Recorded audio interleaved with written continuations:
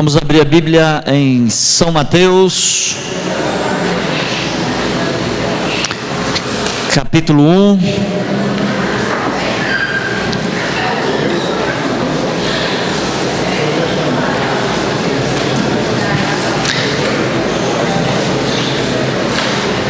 Verso 1. Diz assim: livro da genealogia de Jesus Cristo, filho de Davi, filho de Abraão. Oremos. Bondoso Deus e Pai nosso, nossa imensa gratidão pela semana, porque nós fomos conduzidos pelo Teu Espírito Santo até esse momento, Senhor. Obrigado porque já adentramos os portais desse dia que é referência da criação, que é um memorial da criação.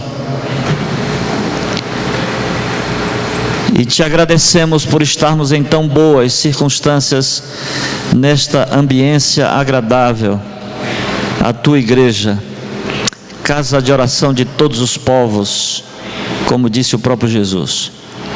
Nos abençoe agora, Senhor, na condução da Tua palavra, por Jesus. Amém. Eu queria começar hoje a mensagem perguntando para você: por que você é assim? Eu não tenho dúvida de que em algum momento da sua vida, o teu marido já olhou para ti, esposa, e perguntou: por que tu és assim? Eu não tenho dúvida de que a sua esposa já olhou para você, marido, e perguntou: por que tu és assim?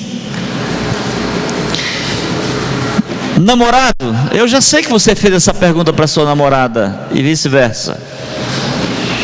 Eu já sei que amigos fizeram esta pergunta para você, e por algumas ocasiões na minha vida eu também já fui indagado: por que eu sou assim? Eu estou sentindo um barulho, não sei se é lá fora, se é aqui. Não foi comum isso nos outros dias. Eu estou sentindo hoje, a turma está meio agitada. Vocês sabem que eu não sou contra que ninguém converse. Eu só acho que quando quer conversar, sai, vai lá para fora, fica batendo papo. Quando quiser vir, vem para cá e continua assistindo. Então, de onde é que vem os nossos costumes? Pastor Isés, que alegria vê-lo aqui, pastor. Eu já falei umas 5 vezes no Senhor durante a semana, viu? De onde é que vem os nossos costumes? As nossas loucuras? De onde é que vem essas nossas esquisitices, essas atitudes, essas formas de agir, de se comportar? De onde vem tudo isso? Basicamente vem de 3 situações. 3 situações. A primeira delas é porque nós herdamos geneticamente um histórico de comportamento dos nossos ascendentes. A gente herda isso. É a chamada teoria geneticista, que lá no século XVIII um cidadão chamado Pavlov começou a desenvolvê-la. A gente é assim porque o nosso pai foi assim, a nossa mãe foi assim. Ontem nós tivemos um encontro de família, por isso que saí um pouco mais apressado, com alguns primos, que o meu avô teve 2 famílias, uma no Ceará e outra em Belém do Pará. Aqui no Ceará ele teve 3 filhos, e em Belém do Pará 7 filhos. Mas o que nós percebemos ontem na nossa conversa é que todos os filhos do meu avô tanto os daqui do Ceará como os de lá, eles foram extremamente incisivos na educação que deram aos filhos. Então eu apanhei muito, e isso tem a ver com meu avô, que passou para o meu pai, e que de alguma forma eu não tentei passar para as minhas filhas, e uma delas está aqui hoje. Mas a gente é assim porque a nossa ascendência foi assim. Quando você vai a um médico, você está com a glicose alta, ele já pergunta assim: tem algum diabético, tem um histórico de diabetes na família? Para que vocês tenham uma ideia, eu tenho um alto índice de pessoas na minha família que tem Alzheimer. De um dos filhos aqui do meu avô, aqui do Ceará, 5 já tiveram Alzheimer. Eu também tenho um alto índice de problemas no coração na família. O meu tio, que foi dono da empresa Vitória aqui, morreu do coração no dia do casamento da filha. O outro morreu no coração chegando no hospital. Meu pai tinha marca-passo. Um outro irmão médico, morreu aos 42 anos num ataque fulminante. Eu já tive em Manaus um espasmo coronariano. Então eu tenho que me cuidar, porque isso é um histórico genético da minha família. A segunda razão por que nós somos assim é porque nós temos um comportamento psicológico que a gente herda dos pais. Se você ler Freud, você vai entender um pouquinho como nós herdamos esses costumes de casa, de mesa, de banho, dessas ambiências mais familiares. Como a gente herda essas coisas do pai e da mãe. Por exemplo, você tem um filho com problema de autoafirmação. Com certeza a mãe desse garoto foi uma xerifona.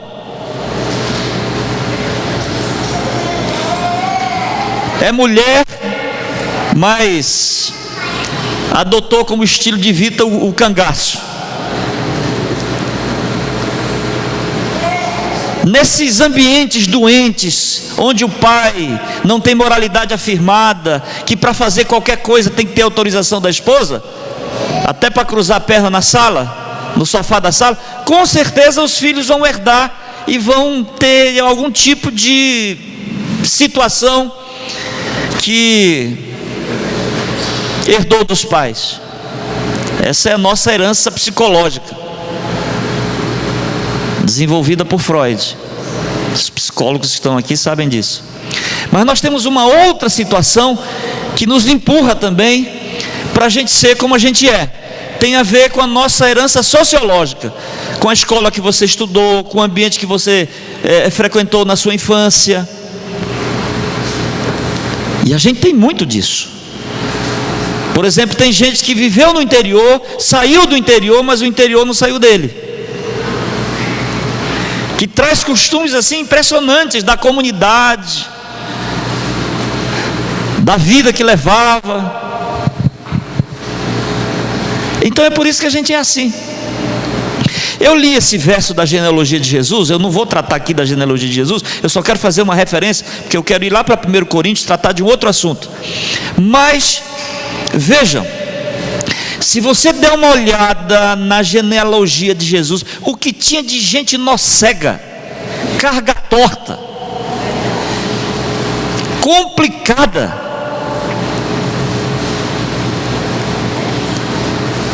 Você pega, por exemplo, a relação de Judá e Tamar.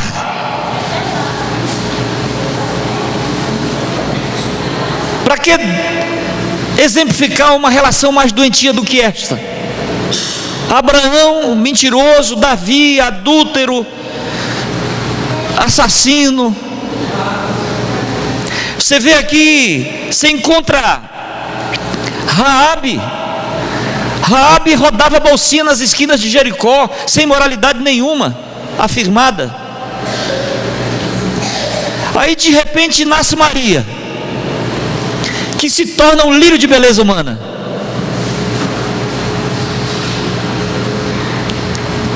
Significa, irmãos, que o Evangelho, ele pode mortificar essa herança genética, essa herança sociológica, essa herança psicológica que você tem. Nós não temos desculpas na igreja para dizer assim: eu sou assim porque eu nasci assim. Não no contexto do evangelho. Aí você tira o evangelho, aí não tem jeito. Aí você tem que dizer assim: eu nasci assim, eu cresci assim e eu vou viver assim o resto da minha vida. Mas dentro de um contexto bíblico, espiritual, você não precisa pegar essas heranças que você recebeu e fazer isso a tua vida. Não é porque teu pai foi escorpião que tu vai sair dando ferroada em todo mundo aí. Eu trabalhei 2 anos em Santa Catarina, e um indivíduo, eu fui um dia almoçar na casa dele, e eu fiz uma pergunta para ele, e a resposta que ele me deu foi um coice. Vocês já ouviram falar em coice já, né? Assim, ele não me conhecia, eu não o conhecia, eu estava ali, eu preguei na igreja dele, e ele me levou para a casa dele para almoçar. E eu fiz uma pergunta lá de coisas corriqueiras da vida dele, que era num sítio, e a resposta foi um coice. E aquilo me incomodou profundamente, mas como eu não tinha almoçado ainda, eu digo: eu não vou nem fazer a réplica para garantir o almoço, né? Só que a esposa dele viu a forma como ele me tratou.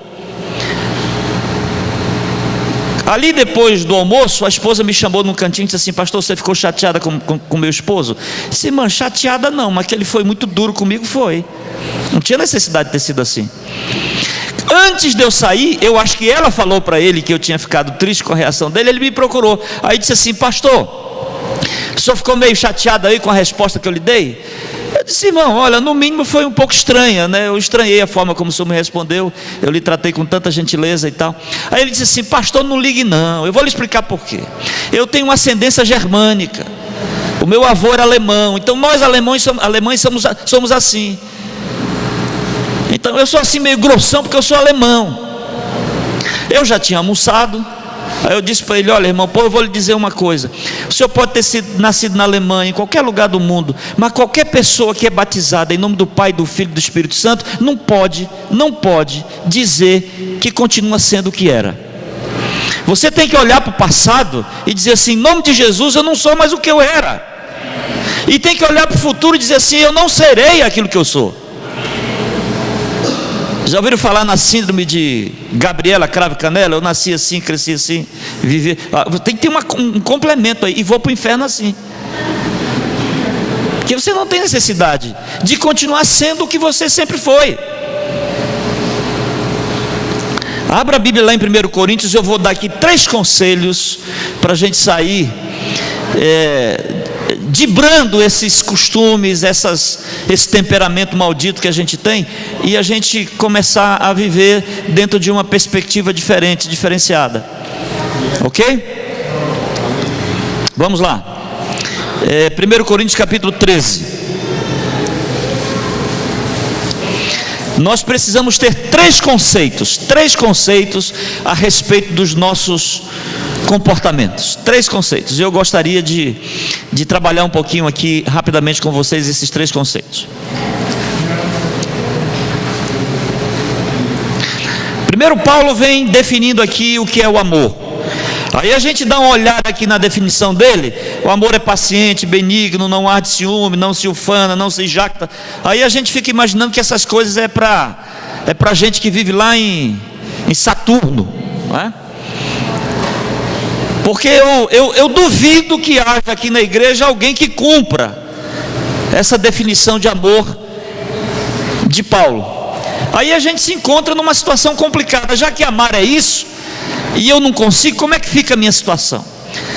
E a gente fica, irmãos, radicalmente, completamente dependentes da graça de Jesus. Mas tem 3 coisinhas que a gente pode assimilar, e a gente precisa assimilar para a gente sair daqui melhor. E olha, eu vou dizer uma coisa, talvez de forma muito especial eu fale hoje para as esposas e para os maridos, e para os filhos também. Tá certo? Então vamos ao primeiro conceito, vamos ao verso 9.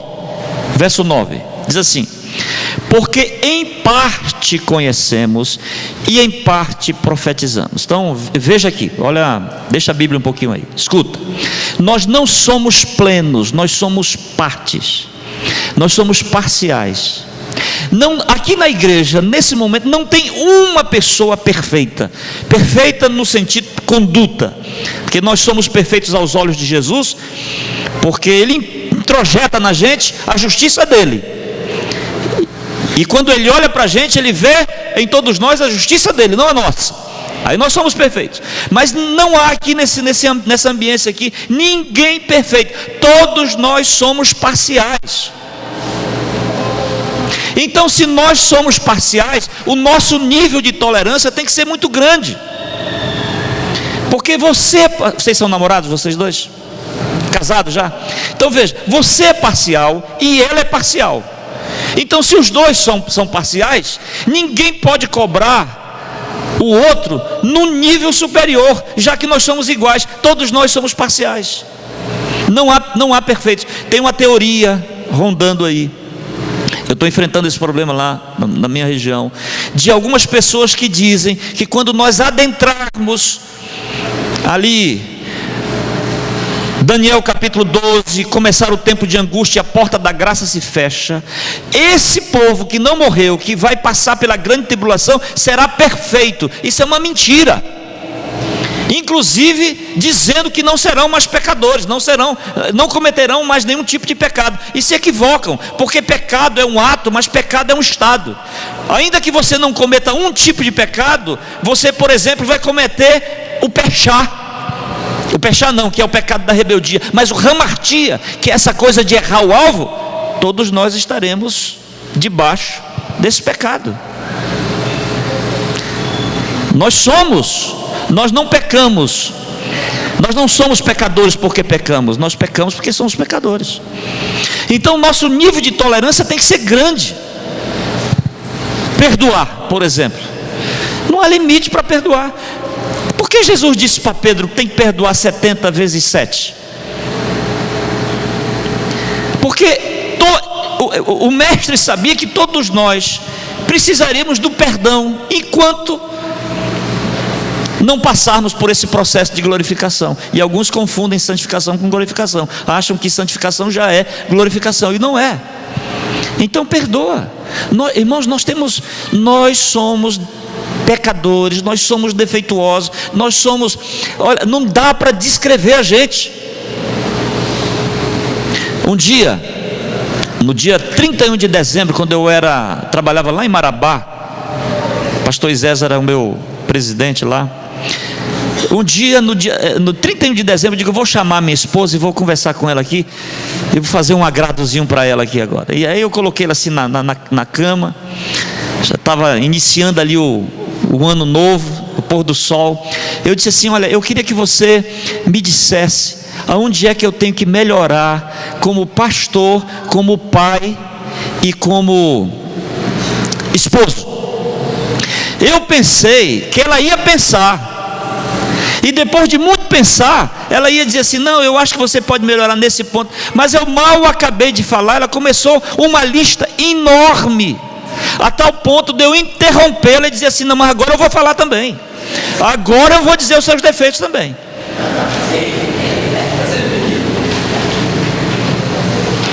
Faça isso faz, pastor, com a tua esposa, para você ver o negócio.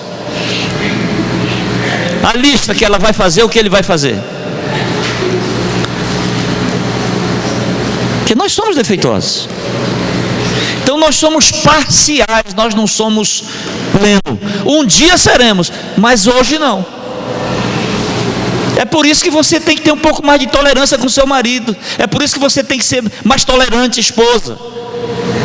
Um dia, eu morava lá em Belém do Pará ainda, um amigo meu disse assim, pastor, disse assim, Ezequias, vai brincar bola? Vou, leva um short para eu brincar bola. Aí eu levei um short.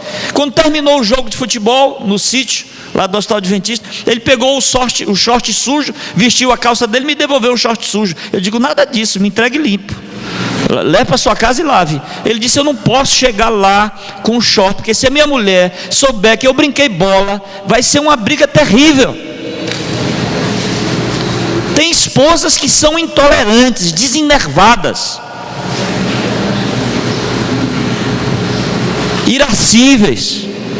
Aí o marido vai querer falar com ela, ela diz assim: você me conheceu assim, eu sou assim porque eu nasci assim. Ora, irmã, se você quer pensar o resto da sua vida assim, por favor, peça desligamento da igreja, vai lá para fora, porque a igreja não está tendo nenhuma utilidade na tua vida. Se você, marido, de vez em quando fala para tua mulher que tu nasceu assim, é por isso que tu é assim, vai continuar assim? Pergunto. Não vai mudar.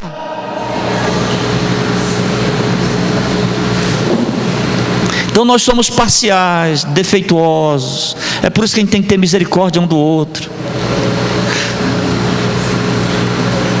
Quando você vê esses santarrões na igreja, você saiba, esse pessoal que fica cobrando tudo, cobra roupa, cobra alimento, cobra comportamento, essa religião comportamental, onde a graça é sorvida, onde não tem graça, onde não tem misericórdia, você pode saber que esse indivíduo esconde pecados gravíssimos na vida dele, e para esconder o pecado dele, ele precisa acentuar o pecado do outro, porque se ele não acentuar o pecado do outro, alguém pode descobrir o dele.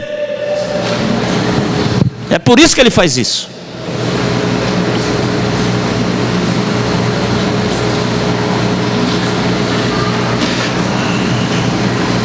Então o primeiro conceito é que nós somos o quê? Parciais. Nós somos o quê, irmãos? Parciais. Tem algum total aqui? Levanta aí para eu chamar de mentiroso. Algum pleno? Uau, esse aqui é. Eu me lembro que lá em Manaus um irmão perguntou para mim: pastor, dos 10 mandamentos, quantos o senhor guarda? Tem pergunta que a gente tem que pensar antes de responder, que vem coisa de lá para cá. Eu disse: irmão, me diga por que o senhor está perguntando isso. Não, eu estou perguntando isso porque eu só tenho dificuldade em 2 ou 3, o resto eu tiro de letra. E era um bom irmão, me ensinou muito a fazer evangelismo. Puxa vida, irmão, eu estou complicado nos 10. Eu disse para ele: o senhor, pastor, porque quando você olha para a letra da lei é uma coisa, mas quando você olha para a subjetividade da lei, você está enrolado, irmãos. Não dirás falso testemunho contra o teu próximo. Foi alguém de vocês aqui já foi num julgamento como testemunha, não, como julgador, como jurado, e levantou o falso testemunho lá contra um indivíduo que estava sendo julgado? Alguém já passou por essa experiência? Eu não passei. Mas dentro daqui, desse ambiente aqui, quantas vezes nós não inventamos criamos um ponto e estabelecemos um conto a respeito da vida das pessoas, e as pessoas pagam um preço altíssimo. Essas coisas que a gente edita e aumenta demais. É por isso que infelizmente a gente só aprende isso com a velhice, e entenda como velhice experiência, mas cada vez mais eu me recuso a julgar as pessoas, porque você ouve um lado e vai ouvir o outro, são coisas completamente diferentes. Então nós somos o que, irmãos? Primeiro ponto, parciais. Segundo, se eu terminasse a mensagem aqui, nós teríamos um problema seríssimo, porque a gente sairia dizendo assim: puxa vida, já que eu sou parcial, então eu vou cair na gandaia mesmo, porque eu não sou perfeito, eu não posso ser perfeito. Só que Paulo não para por aí. Veja o que ele diz no verso 11. Verso 11 diz assim: quando eu era menino, falava como menino, sentia como menino, pensava como menino. Quando cheguei a ser homem, desisti das coisas próprias de menino. Então veja, deixa a Bíblia um pouquinho. Então veja, você é parcial, mas você é parcial em crescimento. Você um dia foi menino, brincava como menino, se vestia como menino. Agora você é adulto, você se comporta como adulto. Isso se chama crescimento. Agora, na nossa vida social, a gente cresce. Eu quero fazer uma pergunta para vocês: por que será que na vida espiritual a gente regride? Como é que começa a nossa experiência cristã, irmã? Como é o amor do recém-convertido, do neófito? Ele está pegando fogo. Aí passa 10 anos, o fogo vira apenas um graveto aquecido, nem fogo tem mais. Em vez da gente crescer, a gente regride. Na vida financeira a gente cresce, na vida social a gente cresce, na vida biológica, física a gente cresce, na vida espiritual a gente desce ladeira abaixo. E tem gente que se batiza e fica pior, cáustico. Estava lá no mundão, era feliz, era legal, conversava com todo mundo, aí se batiza, vem para cá, fecha a cara, não conversa mais com ninguém, não tem mais alegria na vida, e nem vida, não gera mais vida nele, nem nos outros. Como diz o pastor a mim, parece que foi batizado no vinagre. E eu acrescento uma solda cáusticazinha para dar um tempero. Vira azedo. Os perfeccionistas são assim. Não pode ter alegria, não pode ter vida, não pode ter festa na vida, porque tudo é pecado, nada pode. Uma das características, uma das diferenças, irmãos, entre o extremista e o liberal, é que para o liberal nada é pecado, mas para o extremista tudo é pecado. Aí não tem vida. Nós estamos em movimento. Será que você ainda é a mesma pessoa de 20 anos atrás? Eu fiz o primário no Instituto Adventista Grão-Pará, lá em Belém do Pará. E junto comigo estudava um indivíduo que é filho de uma senhora muito conhecida em Belém, chamada Miriam Barreto. Ele é cardiologista lá em São Paulo, Carlinhos. Eu estudei ali o primeiro grau todo com ele. Naquela época era primeiro grau, né? Nunca mais vi o Carlinhos, a não ser há uns 8 anos atrás, 10 anos eu fui à igreja do Botafogo no Rio de Janeiro, ele estava lá. Aí eu encontrei com ele, disse: ô Carlinhos, lembra de mim? Eu sou Ezequias e tal. Ah, que legal, nos abraçamos ali e tal. Aí eu disse assim: o que é que tu fazes da vida? Ele disse: eu sou médico cardiologista. Aí ele disse para mim: você é o quê? Eu disse: eu sou pastor. Ele disse: você não. Pastor não. Eu disse: por que, Carlinhos? Não, você pode ser qualquer coisa menos pastor. Eu disse: mas peraí, cara, o que está acontecendo? Ele disse assim: Ezequias, você não é pastor, eu te conheço, cara. Eu digo: Carlinhos, você me conheceu com 12, 13 anos de idade, 10 anos de idade, 12, 13 anos.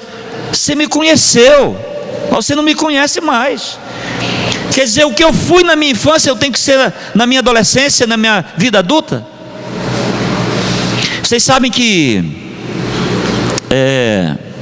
agora me fugiu o nome, Santo Agostinho, a vida pregressa dele era complicada. Ele foi um prostituto. Já leram sobre a vida de Santo Agostinho?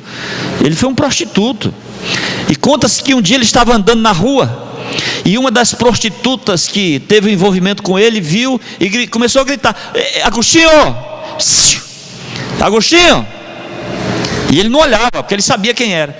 Ei, Agostinho. Até que ele não olhou, ela disse assim: ei, Agostinho, sou eu. Aí ele parou, voltou, olhou e disse: eu sei que é você, só que não sou mais eu. Só que não sou mais eu.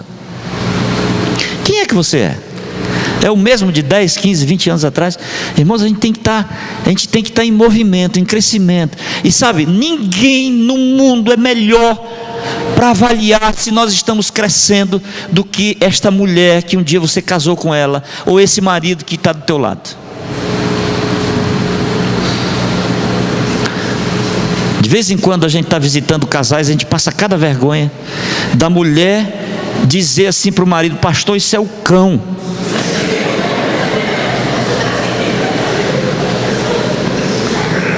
E a gente, acho que foi um dia da semana que eu contei para vocês de um garoto que me procurou, garoto, uns 14, 15 anos, me procurou e disse assim: pastor, você sabe como é o negócio lá em casa? O negócio lá em casa é assim, a semana toda na paulada. Aí quando chega sábado, em frente da igreja, dentro do carro, o papai diz assim para a mamãe: vê se dá um sorriso, melhora a tua cara, que agora a gente vai entrar na igreja. Aí eles entram abraçados na igreja. Ele foi me pedir socorro, me pedir ajuda. Porque na igreja é uma coisa, lá fora é outra. Eu já falei para vocês, irmãos, que aqui, esse negócio de igreja, isso aqui é só uma concentração extremamente importante, é um congraçamento, é um culto de gratidão, mas a vida, ela escorre lá fora. As insinuações acontecem lá fora. É lá fora que a vida escorre, não é aqui dentro. Aqui dentro, nesse ambiente climatizado, espiritual, é uma beleza, né? Mas lá fora que a vida escorre. Então a gente precisa pedir a Deus para a gente crescer. Dá tempo, irmãos. Clama a Ele para ser uma esposa melhor, um marido melhor, um filho melhor, um pai melhor. Eu me neguei a ser para minha filha e para outra que não está aqui, um pai como o meu pai foi para mim. Eu me neguei a isso. Eu fui firme, mas com uma dose de amor cavalar.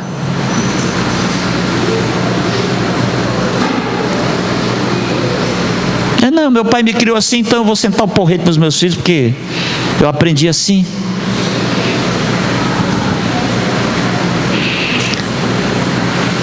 Tem marido ainda que subjuga a esposa, controla, manipula, chantageia. E tem esposa que faz isso com o marido. A gente, em pleno século 21, isso existe. Então, primeiro conceito é que nós somos parciais. O segundo conceito é que nós somos parciais, mas nós estamos em movimento crescente, não decrescente. Amém? Crescente. Eu quero ser melhor. Agora, irmão, eu quero fazer um parênteses aqui. Pergunte para as pessoas, tenha coragem de perguntar para as pessoas: como você é? Tenha coragem. O pastor Isés está ali, ele me ensinou uma coisa quando ele foi meu presidente. Ele um dia, não sei se ele lembra disso, mas lá na União, eu sentado na mesa dele, ele disse assim: olha, toda vez que eu fizer uma observação a seu respeito, não me responda imediatamente. Vá para casa, pense, faça digestão, deixa passar uns 2 dias, 3 dias, e depois venha falar comigo. Lembra disso, pastor? Depois venha falar comigo. Às vezes a gente está fazendo uma observação da pessoa, a pessoa já está fazendo a réplica. Não pensa, não amadurece, não pergunta. Eu sou assim mesmo. Eu sou assim mesmo.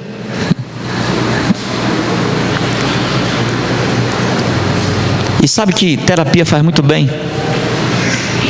Um dia eu estava pregando, e eu prego, eu conto muito as minhas experiências da minha família. Uma psicóloga me chamou e disse assim: pastor, você precisa de terapia. Você tem um problema com a sua ascendência, de forma muito especial com seu pai. O senhor precisa resolver esse negócio com o senhor. O senhor precisa fazer terapia. Alguns acham que terapia é coisa de maluco. Não é. Todos nós precisamos de terapia, irmãos. Todos nós. De vez em quando a minha esposa diz assim: seria bom uma terapia para você. Eu não sei o que ela quer dizer com isso. Bom seria que você fizesse uma terapia. Mas a gente tem que admitir, para a gente descobrir o problema e resolver. Eu tenho um problema chamado síndrome do pensamento acelerado. Eu derrubo tudo que está à minha frente, eu derrubo. Até o dia que alguém chegou comigo e disse assim: você tem esse problema, você tem que se tratar. Eu fui na Fashion Fortaleza, Fortaleza Fashion, Centro Fashion, não sei o que. Eu fui lá e tinha assim esse negócio que coloca roupa, como o meu nome é manequim, um manequim atrás do outro, assim em fila. Aí eu fui mexer no primeiro, eu derrubei todos. A minha prima que estava comigo contou ontem a história lá. Ela não sabe que eu tenho esse problema. Eu preciso de tratamento. Então, se você não tiver consciência dos seus problemas, como é que você vai buscar soluções? A gente tem que ser humilde para aprender que a gente tem problemas, a gente precisa. Às vezes é uma pessoa que quer ser superior às outras. Tudo dele é melhor. Tudo dela é melhor. Alguém está contando uma história, aí ele já mentalmente começa a procurar uma história para subjugar a história do outro, para com isso dizer: eu sou melhor do que você.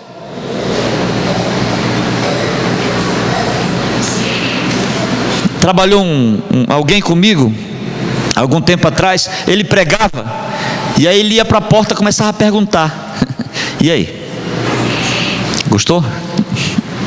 E um dia eu fui fazer uma visita a uma gerente de banco adventista, e ele estava do meu lado, e ele tinha acabado de fazer um sermão na igreja dela. Aí ele começou: você estava lá? Estava. Ah, que legal. E aí? Ela disse: o programa foi legal. Só que ela falou: o programa era bem geral, né? Aí ele não se conformou. Ele disse: mas o que você mais gostou do programa? Sabe, eu gostei muito das músicas, foram maravilhosas e tal. Até que ele não aguentou e disse assim: o que você achou da mensagem? Ele tinha uma necessidade tão grande de alguém dizer para ele: olha, eu gostei da sua mensagem. Eu gostei da sua mensagem, porque senão ele não volta para casa tranquilo. Irmãos, escutem, eu já disse isso para vocês aqui. Quando alguém prega aqui, geralmente as melhores mensagens que você chega lá e parabeniza o pastor, não foi a melhor para você. A melhor mensagem para você é aquela que você sai com raiva do pastor, chateado com ele, porque ele falou alguma coisa que te incomodou, que você não gostou, cuja carapuça deu certinho na tua cabeça. Aí você sai meio chateado, nem fala com ele direito. Mas tem gente que, se não for jogar confete antes, não resolve. Então, meus queridos irmãos, nós somos parciais em crescimento. A gente não está estagnado. Em terceiro lugar, vamos só recapitular os dois primeiros. Primeiro, nós somos o quê? Parciais. Mas nós somos parciais em crescimento. Terceira razão, terceiro conceito que eu gostaria de deixar com vocês, é que Paulo, ele diz assim, no verso 13: agora, pois, permanecem a fé, a esperança e o amor. Estes três, porém, o maior destes é o amor.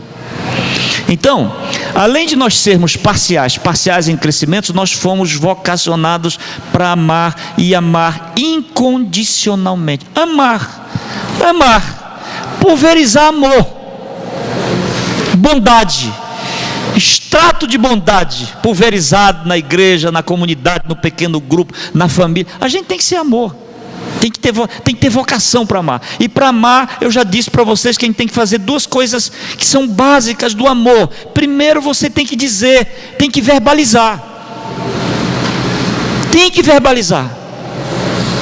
E em segundo, tem que materializar. Porque quem ama materializa.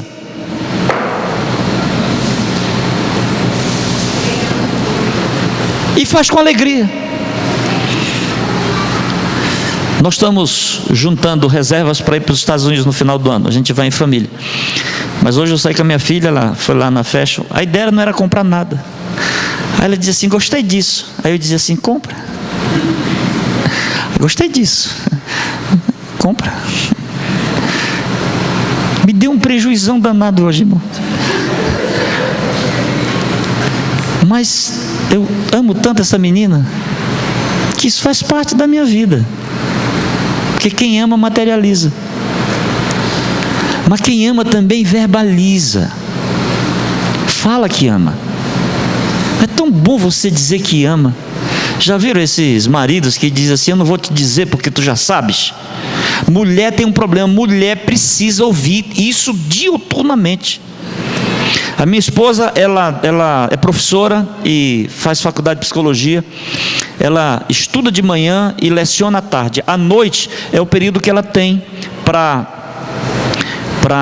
fazer o plano de aula dela e estudar para a faculdade. Então, assim, estou orando para que esse negócio termine logo, porque é complicado para um marido, a esposa ter que ficar ali até meia-noite, 1h, quase todos os dias da semana. Ela é uma lutadora. Aí tem horas que eu não consigo esperá-la, eu vou dormir. Aí ela chega no quarto, Ela faz questão de fazer barulho para eu acordar. Mas eu tenho um sono muito pesado. Quando eu não acordo, ela chega lá e começa a me cutucar e diz assim: ei, ei. Aí eu acordo, assustado. O que foi? Aí ela diz assim: tu me amas? Eu, puxa vida, filha, 1h da manhã. Podia ter perguntado essa manhã de manhã. 1h da manhã. Eu te amo, filho. Ah, bom, ela vai e dorme. Mas precisa ouvir. Tem que ouvir. Não sei se eu contei para vocês. Um dia eu estava no carro, chegou uma mensagem do celular, eu comecei a chorar. Aí minha esposa: o que foi, filho? Eu digo: a Jéssica mandou uma mensagem para mim. O que diz a mensagem? Aí eu: leia isso, senão eu choro por tudo, irmãos, qualquer coisa eu choro. Pense num indivíduo chorão na vida, sou eu. O De Volta para Minha Terra do Gugu, eu choro do começo ao fim. Aí ela leu, dizia assim: pai, tem muita gente que só sabe que ama quando perde. Que bom que eu não precisei perder você para saber que eu te amo. Irmãos, sabe quanto é que vale um negócio desse? Diga. A gente nasceu vocacionado para amar. E amar muito. E amar com intensidade. E amar toda hora. E amar nos momentos bons e nos momentos ruins. No sol e na chuva. Amar. Eu ouvi uma história, muito bonita essa história, de um marido que queria, na realidade a esposa queria um carro. As mulheres sempre querem muita coisa mesmo, né? É normal delas, né? Quererem. Aí ela ficava pedindo: me dá um carro, me dá um carro, me dá um carro, me dá um carro. Só que o marido não tinha condição. Até que um dia ele resolveu fazer, como diz o adágio popular, das tripas coração. Aí guardou, comprou um carro básico para ela, mas comprou um carro novo para ela. Aí no dia do aniversário dela, fez uma caixinha, levou para ela, disse: está aqui seu presente. Ela não sabia, não tinha noção do que era. Quando abriu a caixa, tinha a chave do carro. Aí ela chorou, agradeceu, fez aquelas promessas maravilhosas de eternidade. Aí o marido disse assim: olha, deixa eu te falar uma coisa, eu gastei tudo que eu tinha. Para que você tenha uma ideia, eu gastei tudo a tal ponto de não ter dinheiro para fazer o seguro do carro. Então eu vou te fazer um pedido: não bate o carro. Coisa difícil, hein? Não bate o carro. Aí todo dia ele lembrava: não bate o carro, olha, cuidado, não bate o carro, não bate o carro, não bate o carro, não bate o carro. Um dia ela estava atravessando o sinal e eu aprendi, desculpa citar de novo o pastor Isés, ele me ensinou isso aí, é uma referência na minha vida, irmãos. Um dia ele disse que sinal verde é para passar, amarelo é para parar e vermelho para continuar parado. Só que ela viu o sinal amarelo e ela disse assim: eu acho que dá. E foi, e não deu.